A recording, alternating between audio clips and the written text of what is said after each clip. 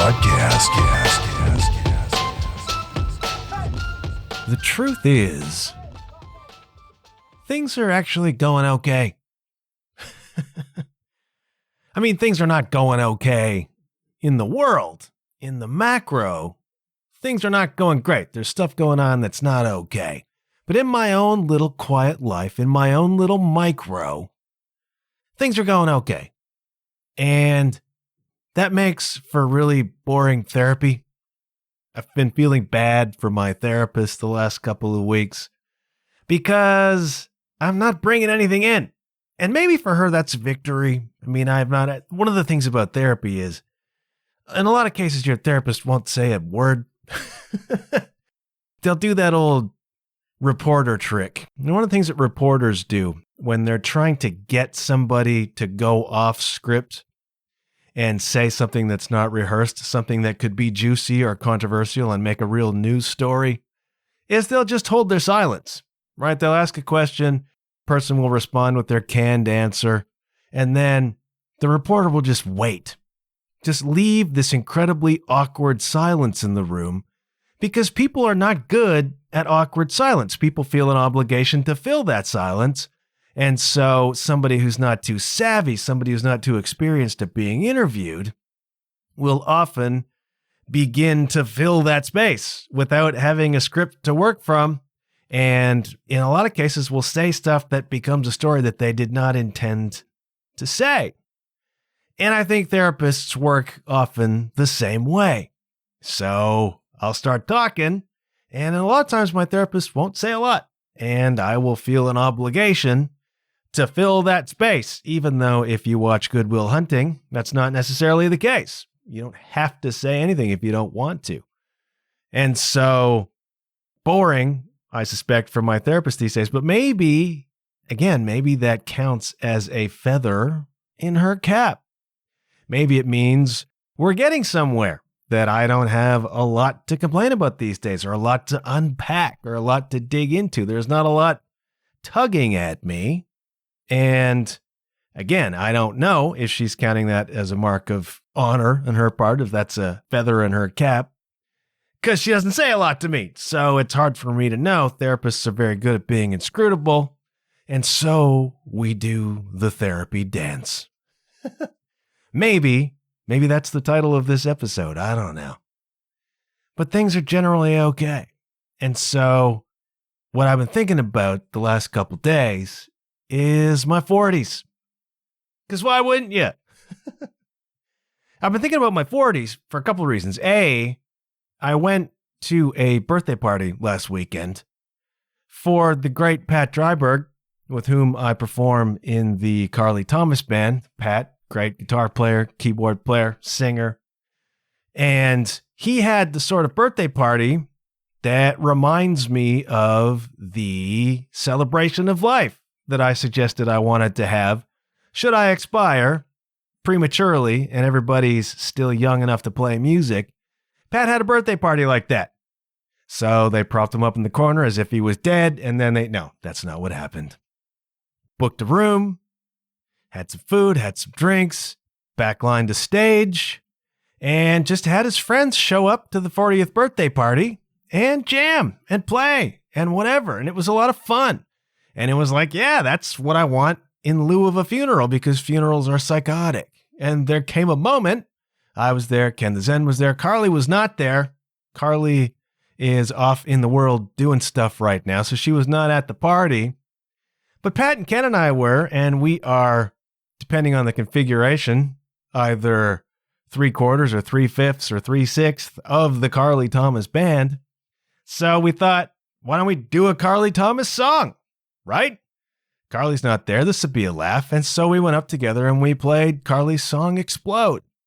And that is very timely because Carly had that's the title track to the Explode EP, which I want to say came out in 2014, which is when I met her. That's how I met her. And that's how I met Pat. And I was about the same age then that Pat is now. And so I got to be reflecting on 40s, you know? That's when I met Pat. That's when I met Carly. And we'll get to all that in a minute. And the other reason I'm thinking about my 40s is because everything's okay right now. And everything's okay right now, largely because of my 40s.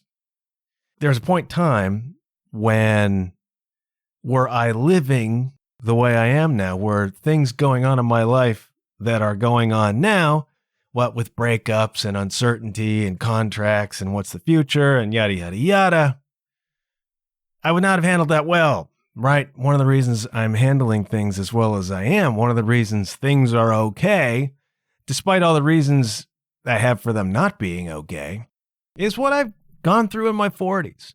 You know, people think about 40 as being old. I'm in my 40s now, too late for dreams. But the reality is, my 40s were arguably the best and most consequential decade of my life. And so I do this episode now because I have a lot of friends out there who are just about to enter into their 40s. Weird thing is that when you come to music later in life, a lot of the people you play with are just going to be younger than you because music tends to be a younger person's kind of game. You play a lot in your 20s, then at about 28, 29, you realize you're not going to be able to make a career out of it. So you go and you try to make a career out of something else, and you get married and you have a couple of kids and you don't play out anymore because you've got different priorities and life just kind of takes over. Then you're me, 38, 39, coming into this game because I took a slightly different path, right? Didn't have kids, didn't have a traditional job. And so who's around to play? Well, it's people in their 20s for the most part. Now, fortunately, I am youthful. I was a youthful 40. Weird thing happened, though. Like when I first got into the music scene, I was like 38, 39. And I'd be having conversations with people, and they would routinely guess my age at substantially younger than that. And I used to get 32s, 33s. That put me in the bracket with all the kind of 27, 28-year-olds I was playing with. And then they would be surprised when they'd find out, oh, actually, I'm turning 40 soon. And then very rapidly, between ages 40 and about 46, people started to guess increasingly close and then eventually bang on to my age. So a warning to the 40-somethings, you're going to start looking 40 and it's going to happen fast. But it's okay. It's okay, man. Just live. Just be you. Thinking about my 40s because a transformative decade, and I got a lot of friends who are coming into it, and I want to reassure them, okay? Because I did not enter my 40s in a great headspace. I was 39.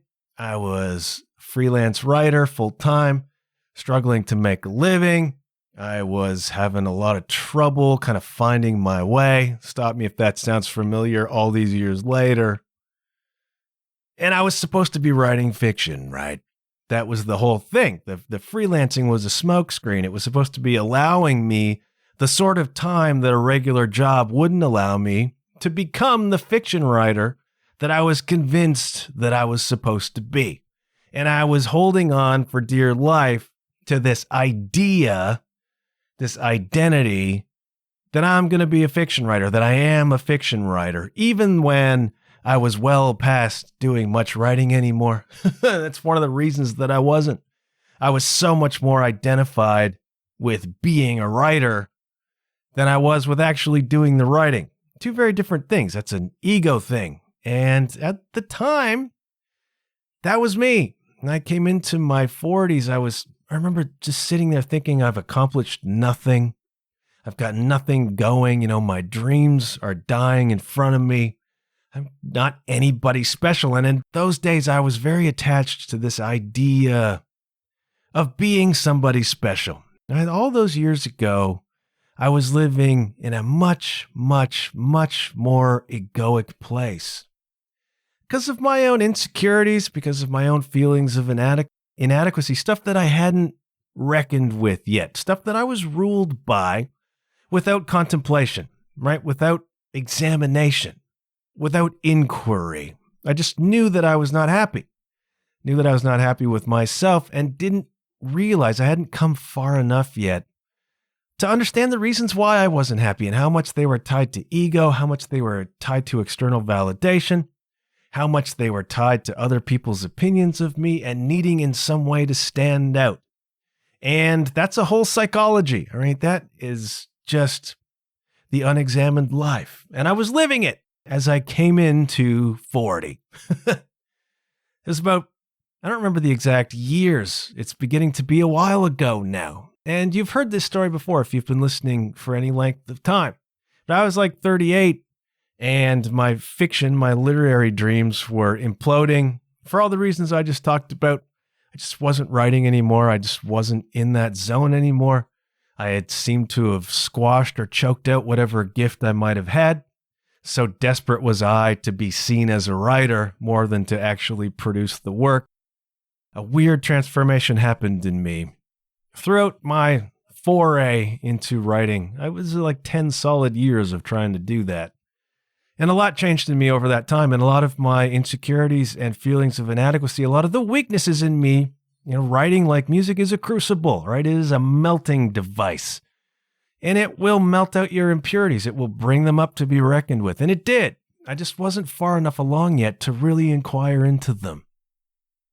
So I'm coming up to 40 and I'm feeling like a loser, feeling like a failure. I'm not making a great living as a freelancer. I never really kind of understood the business side of that, or valuing myself or pricing myself accordingly. Struggling there, struggling with my dreams, and in a really dark place. Feeling like coming into 40, I should have accomplished something by now. And the truth is I had my degrees. I was married. I had been for many years married at that point. We had our house. We were doing our thing. But I wasn't seeing that about myself. I was judging myself, judging my success in terms of how my literary life was going, or how famous I was, or whatever, anything like that. Judging on bad metrics. And so I'm approaching my 40s this way. And then, as you know, the fateful night in Jamaica happened. And that was before I turned 40, but it was in the same ballpark. And I went to Jamaica. You know this story. I had resumed playing drums 7 or 8 years earlier after a 10-year hiatus where I wasn't playing. Then I was playing again. But again, this inadequacy, these feelings of not being good enough, this self-consciousness was stopping me from pursuing music because I just didn't feel good enough.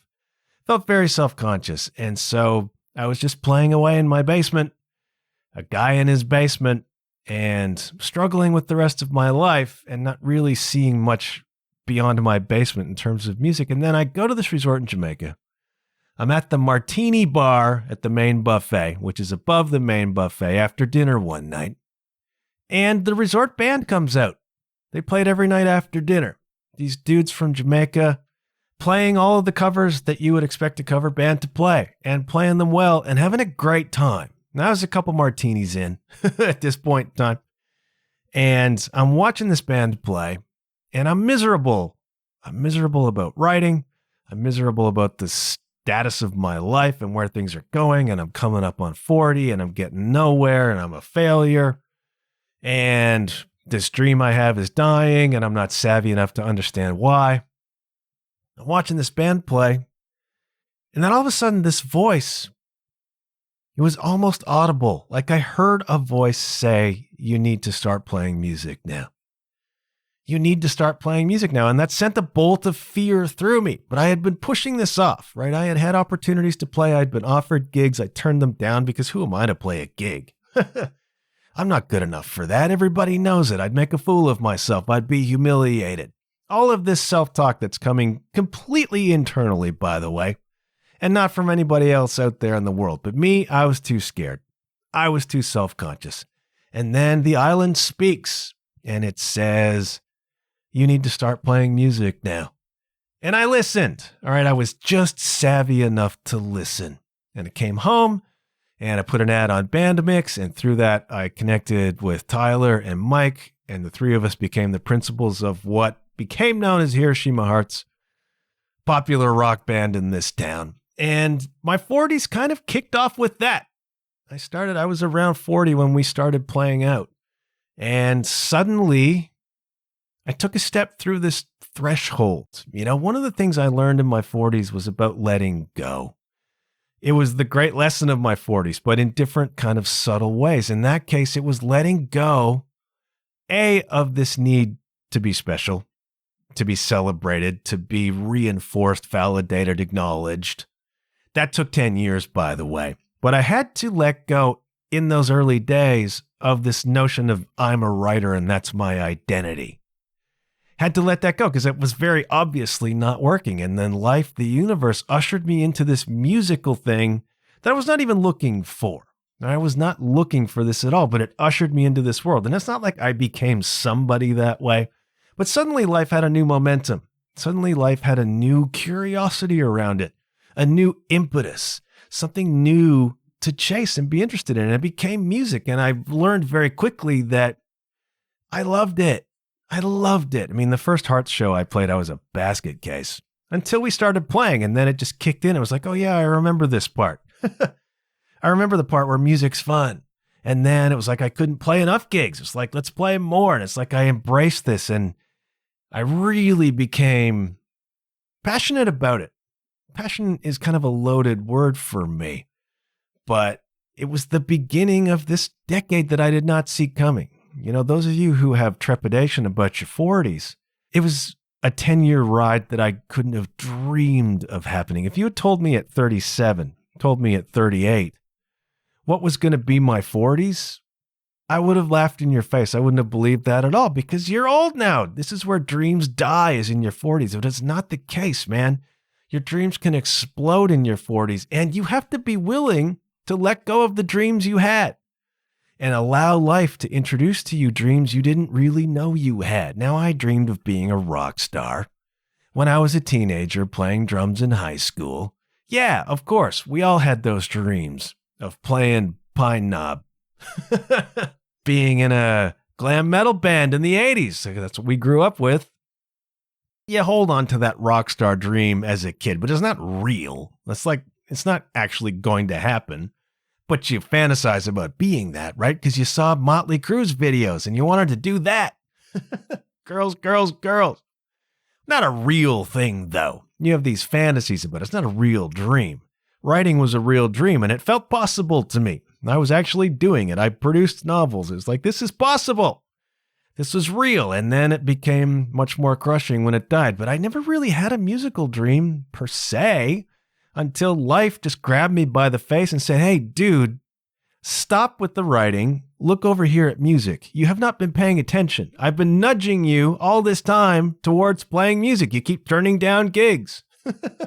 I keep bringing people into your life who are musicians, and you're not getting the message. So I had to wait till I could speak through the island to say, yo, start now. And I had to be savvy enough to listen, right? All of a sudden in my 40s, dreams began to burst that I didn't know I had. And so I'm playing with Hearts for a while, and I'm recognizing a gap in the marketplace in terms of covering the local music scene. And here's this nudge again. It says I should start a blog. I should start a music blog. That'd be fun. I'm equipped to do that. I'm a writer. I'm in PR. I can handle this.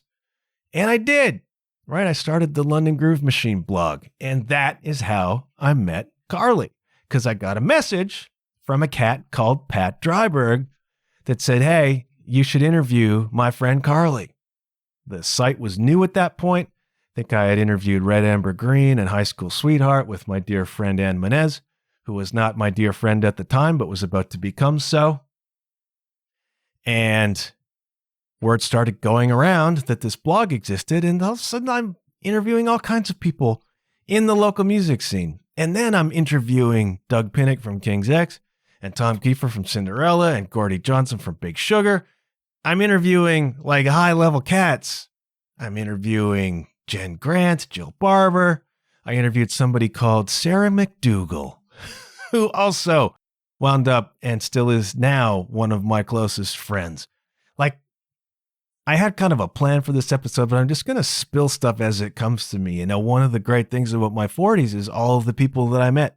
One of the great things about music is all of the people that I met. I take a look around and I think of who is in my life now. Who are the principles of my life now? Who would not be in it if not for music?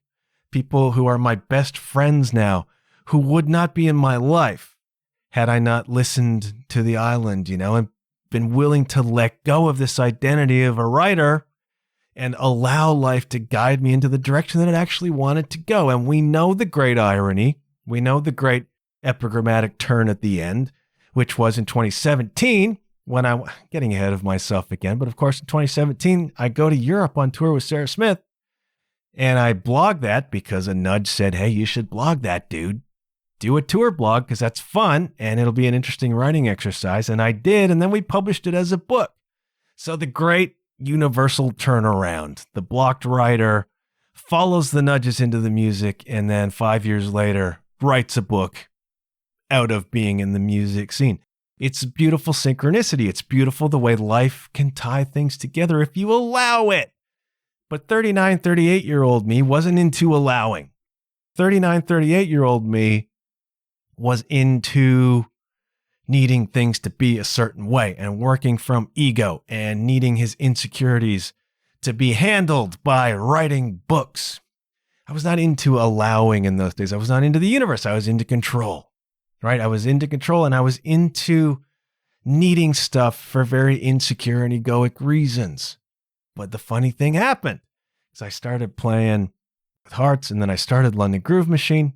Then I sat down with Carly, and by now I'm a giant Sarah Harmer fan, and she's my dream gig, at least when Carly's not playing, and Fresh Breath, and Lindsay, and all the others. And along comes Carly Thomas with her new Explode EP, and she had Up This High was a full-length record that was out. Distance was her first record that was out, and I'm listening to all this music, and I'm like, oh, wow. She's in Sarah Harmer's vein. She's in that folk rock Americana vein. She's great. And so I do the interview with her. We went to a coffee shop, did the interview for the Groove Machine. And I just said to her casually, hey, if you ever need a drummer, I would really, really love to play with you. And that's a fair pitch. And then she says, funny you should mention that. And she had a gig coming up, and I wound up playing that gig with her. And then I wound up touring with her, playing a lot of shows with her. And again, this is all out of just letting go of that particular identity and following these nudges. And then Carly comes into your life, and the Groove Machine and all the great things that came from the Groove Machine. I only sustained it for about 3 years because it was a hell of a lot of work. But the people I got to interview, stuff I got to do, the people I met who became people I play with and who are friends of mine now as a product of that. This is all my 40s, man. This is not my 20s that I'm doing this. And so 2017 rolls along, 2016 rolls along, and I've begun to do PR because my professional background is in corporate communications. It's in PR. And as a guy running as the editor of a blog, I'm getting pitches all the time from bands out there and artists out there and agents out there and publicists out there. I'm getting pitched constantly. Hey, cover this, review that, interview this person. And I'm looking at this stuff like, I can do that. I can pitch better than this, actually. I'm savvy enough to actually put the person's name on the message. Some of the pitches I got were hilarious. You musicians out there, get a pro to pitch for you, please. Hey, we got a new album out and it kicks ass. Literally, that's the whole pitch. You send me a link. Is there something I can do for you? Not my name, not anything. It's like, you're not winning me over with that, man. It's unprofessional. It's weak. So I learned about pitching from running a music blog. And then so I start taking on clients as a music publicist. I started Power Trio Media and started doing PR for a bunch of local artists and did pretty well in terms of getting people covered. It's very, very tough to get press for indie acts, especially indie acts that aren't touring. It's really, really tough to give them a story to sell. But we did it. And, we placed people's singles in Spotify playlists. We got blog coverage. We got some newspaper coverage, got some radio, got some podcasts for people. One of the clients that I took on, one of the people who was gracious enough to give me the chance was Sarah. Now, at the time, Sarah's the biggest deal in the scene, right? In terms of supporting local, she's as big as it gets. And for her to take me on that way was really gracious of her, and it gave me a shot in the arm. And we did a lot of really good work together. We did a lot of work getting her placed, and I was working behind the scenes on some of her admin stuff and sending posters out to people and learning the ropes from her perspective. And there were a lot of ropes to learn. And her bass player is Ken the Zen. Ken the Zen and I had played together in Carly's band. And at a certain point, I began to appear on the list of drummers, Sarah's list of drummers. And through circumstance, I worked my way up to being the guy she calls for a fill-in, and she offered me a gig and I took it. That was 2017. I was playing with Nimue at the time. That was about to end, though I didn't know it. And that was early 2017. And then later in 2017, Sarah says, "Hey, you got a passport?" "Yeah, what's up? Do you want to go on tour in Europe?" "Yeah, ich will. I do want to do that." And off we go to Europe. And then I'm doing the tour blog. And then suddenly I'm on tour in Europe. 37, 38-year-old me doesn't see that coming. Mr. I'm a writer and nothing else. Mr. I'm a tortured artist and nothing else is suddenly, all those years later, playing with Sarah after having studied her music during drum lessons with Dale and Brendan. I'm on tour with Sarah. I've made records and videos with Hearts and whatever. And it's like, I've had all of these musical experiences. I had the Groove Machine. I've got a publicity agency. I got all of these things happening all in my 40s, man. This is not my 20s. This is not the experimental phase. All the exciting stuff was happening in my 40s. But the key to it all was A, letting go of this identity that wasn't working for me. B, saying yes. Saying yes finally to the nudge that came along. Because you can feel like I'm in my 40s, pursuing a musical career is stupid. I'm not going to do that. I was in the luxurious position of being able to. Between my wife's salary and my income from freelancing, we were okay. So I had the luxury of being able to do that. But again, that's the circumstances of life. Life was still nudging me to take these opportunities. And so I'm doing tours in Europe with Sarah, and we're going down to Texas to play, and I'm making records with people, and I got this whole music career, and it's all happening in my 40s.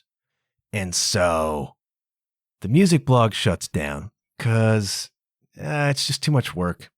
And I did it, right? I did it for like 3 years. Okay, I did with it what I could. And then Power Trio Media, the publicity agency, didn't quite take off in the way that I hoped it would. And I was like, do I want to do this or do I want to play? And so I began to put my focus on actually trying to make it as a player.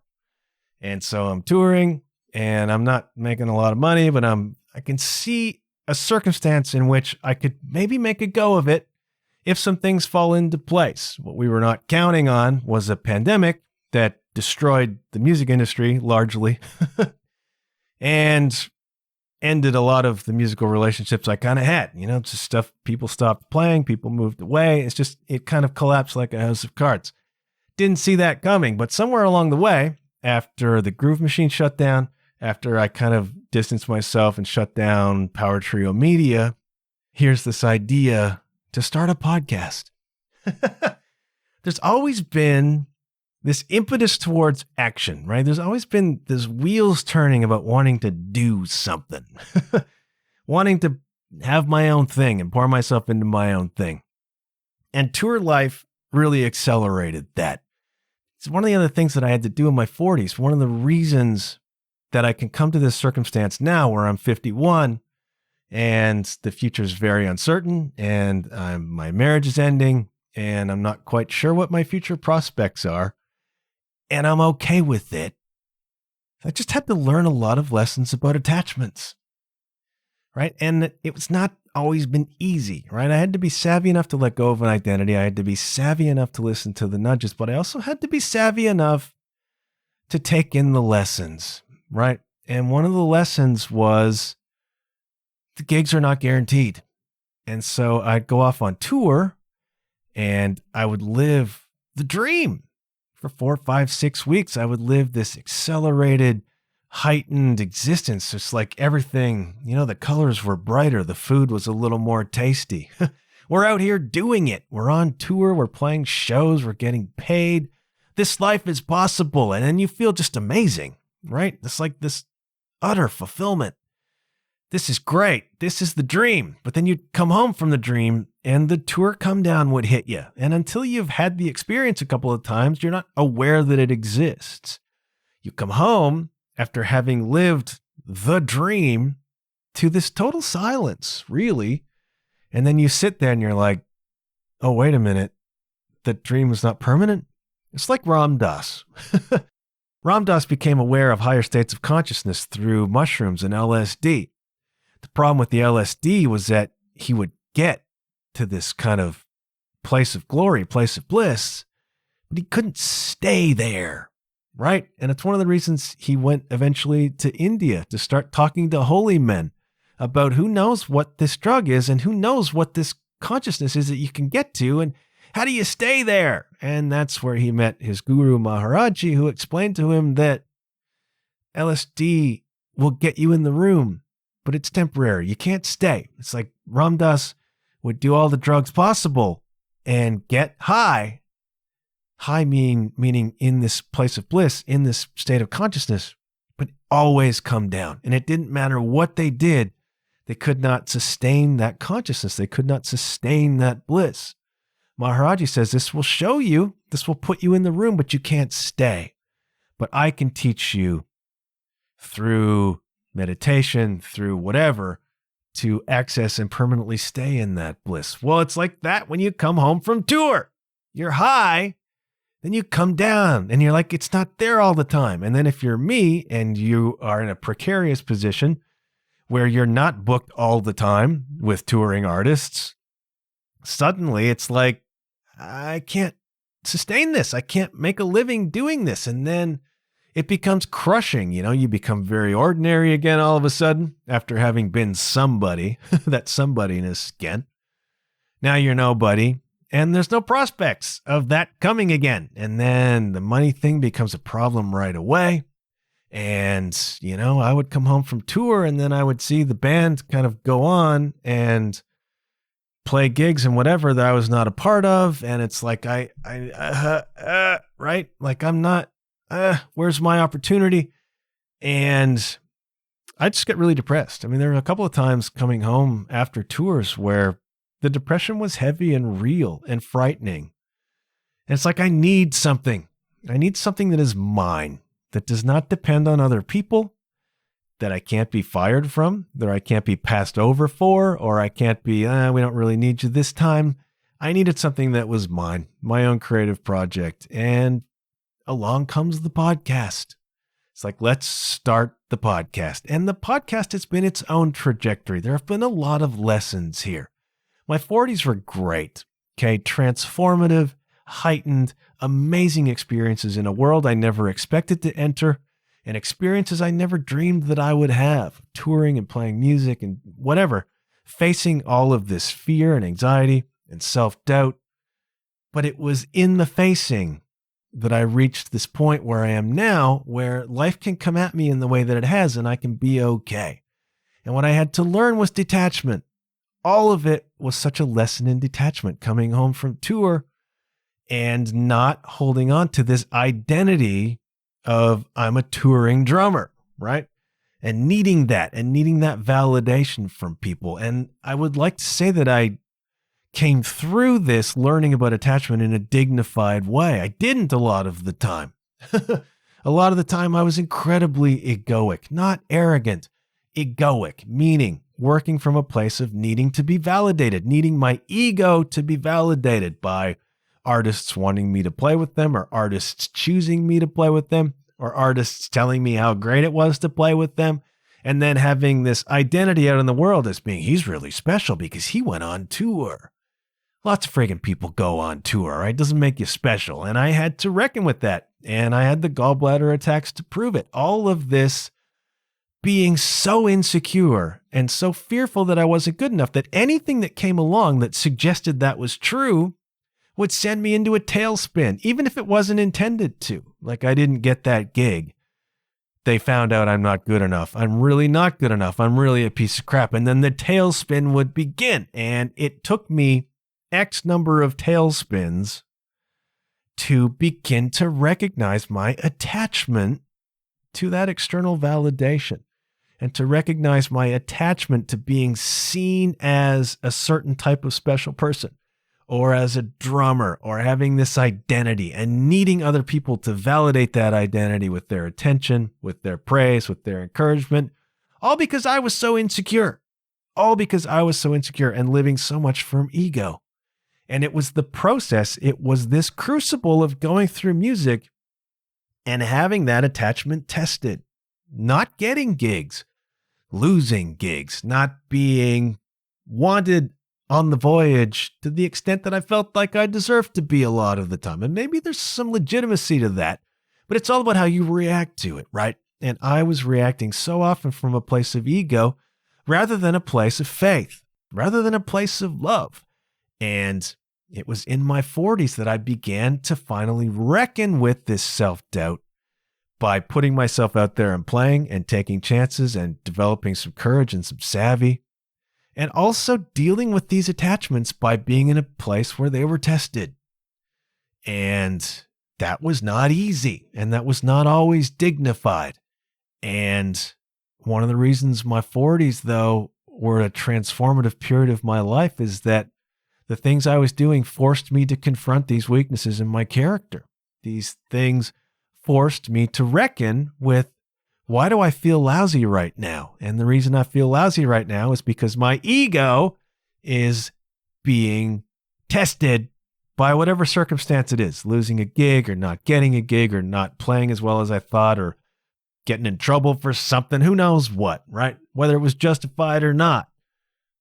I had to keep getting battered by these attachments until I began to wake up and get savvy to the fact that what the Buddha said, life is suffering and all suffering is attachment.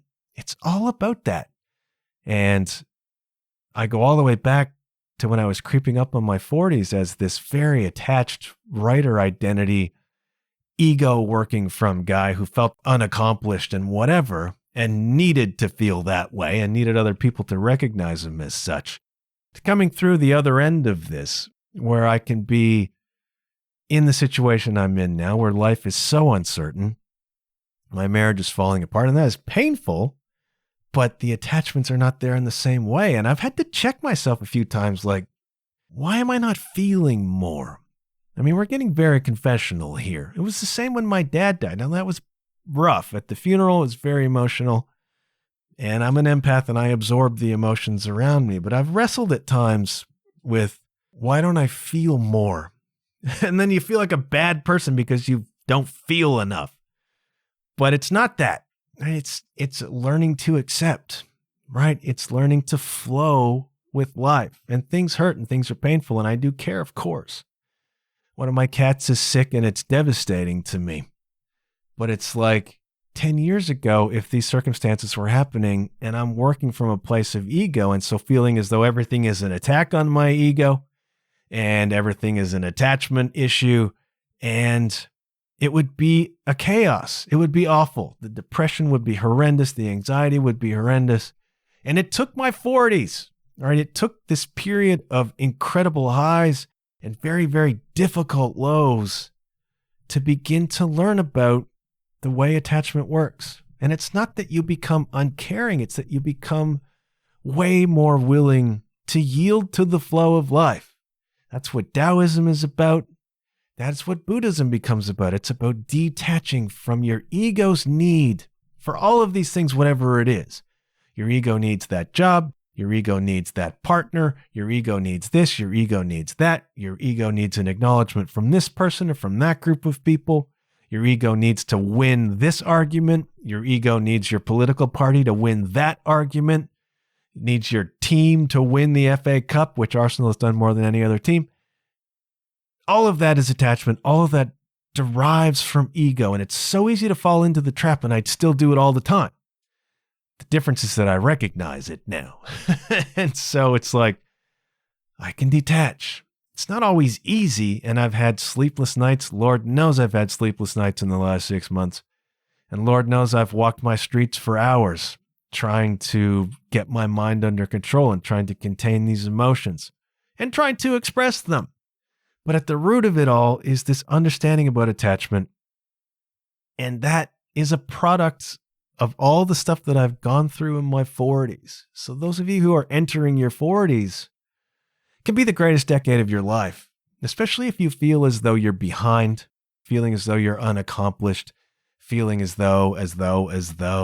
Step back and look objectively at how much of that is an ego attachment of some sort. Like what it is you think you need right now that you're not getting. And where does that derive from? And what are you attached to in terms of your identity? And my story just proves that your 40s can be an incredibly exciting and transformational period of your life, because it was for me. I'm an utterly different human being than I was at 39. Partly it's age, partly it's maturing, and that never stops. Never starts for some people. But a lot of it is just having gone through all the stuff that I went through, the good, the bad, the ugly, and how I reacted to it. And it turned me into the person I am now, who is just better at dealing with the circumstances of life and flowing through life with a faith that things are unfolding in the right and most helpful way. That's not something I ever believed until I went through a bunch of things that made me realize that I can surrender into life. I can surrender into circumstance, and I can handle things better and better and better because of it. And that's my 40s, and it can be your 40s too. Those of you who are coming into your 40s right now, you feel like you missed the boat. You didn't miss the boat. I didn't start playing out until I was almost 40. And then I spent the next 10 years touring and making records and making videos and playing shows and having this whole musical life, and then having a blog and a little publicity company, and then starting this podcast. All of this, all of it, and all of the people in my life who are so important to my life, who I love, and I wouldn't even know. If I had not been able or willing to sacrifice that identity as a writer, when life came along and said, sacrifice that identity and follow me into what you never dreamed was possible, that could be amazing for you. And by the way, if you're willing to surrender to it, you can deal with a lot of your psychology too. And then, of course, the cherry on top, the big finish, the big finale to my 40s was a complete anxiety breakdown in 2020 and 2021, which put the final nail in the coffin, right? Whatever I was holding on to in terms of attachment and ego and all that stuff, obliterated it and it was a complete ego breakdown, which I've talked about ad nauseum on this and other podcasts. That's part of my 40s too. The big bang. The big explosion of my ego. And that was the worst thing I've ever gone through. Do not wish to ever go through anything like that again. But if you can look at these things retrospectively and see the benefit of them, and see that here I can be in the situation I'm in right now, where things are very topsy-turvy and things hurt and things tug at your ego, and anxiety is present, and there's a fear of the future that could exist if you let it. Having gone through all those things, and then a great, huge anxiety ego breakdown, and learning finally to surrender into the flow of life. The greatest gift of my 40s. And so it launches me into these 50s that I'm entering right now. And it's another period of time where you think, well, it's over. Dreams are dead. Dreams are gone now. Dreams are for people in their 20s and 30s. Not so. What I'm learning is that in your 50s, you can start all over again. You can reinvent yourself. You can build a whole new life if circumstances present themselves. How exciting is that? And how important is it to cultivate curiosity in the way things are? I've gone 45 minutes. I was not sure I was even going to do an episode, to be honest. I didn't know if I wanted to go down this road. Maybe it's a little bit TMI, a little bit, I don't know. But here we are. And happy birthday to Pat Dryberg. And all of you who are coming into your 40s right now, get excited, man. Get excited, because you bring with them, even though I was an immature person, you do bring a certain amount of maturity to things. And your dreams are still alive. Your dreams are still possible, and there are ways for things to unfold. Dreams you didn't even know you had. If you just learn to surrender, learn to allow life, learn to follow where it leads, learn to lose the attachments that make you miserable and depressed and anxious and angry all the time. Inquire into those.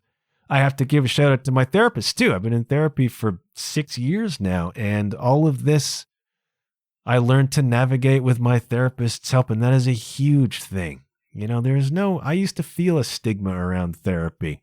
I'm a man, I don't need that stuff. It's very cliche and stupid, but hey, at times in my life I've been cliche and stupid. Not so. Therapy's been a great gift, and all of that comes out of my 40s, man. So if you're entering your 40s and you're down about it, don't be. This is the greatest moment of your life. And if you're entering your 50s and you're down about it, take a hint from my 40s, man. Everything is possible. There's no timeline on this stuff. So whatever it is that you have that's a dream, dust that off, man. Dust that off. It does not end now because you're too old, unless maybe you want to play for the Habs or something like that. Although you could probably make this Habs team no matter how old you are. Just saying, it's only beginning, And if you're coming into this period of your life, decades, get excited. Get ready to crush that decade. My experience tells you that you can do your best learning, have your greatest experiences, develop your character and your personality, develop your strength to the best possible level in ways that you couldn't in your 30s and couldn't in your 20s because you weren't there yet. So live them up. Go and suck the marrow of life, kids. I'm sucking it right now. Going to go and try to get this thing edited. It's Tuesday night. I'm really cutting it. It's like almost an hour episode. Anyways, I run a very professional program here. I'm sure that's evident to you. I want to thank you for listening. I want to thank you for the kudos on the recent episodes. Those of you who share them, those of you who tell your friends, I very much appreciate that. The world is a gong show. Keep to the micro. Remember, love over fear, kids. Good things happen when you put yourself out there. My story proves that. And hey, kids, check you later. Yeah.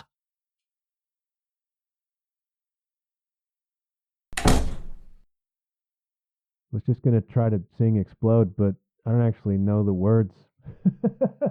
Guess that's why we had Pat sing it. But go check that out.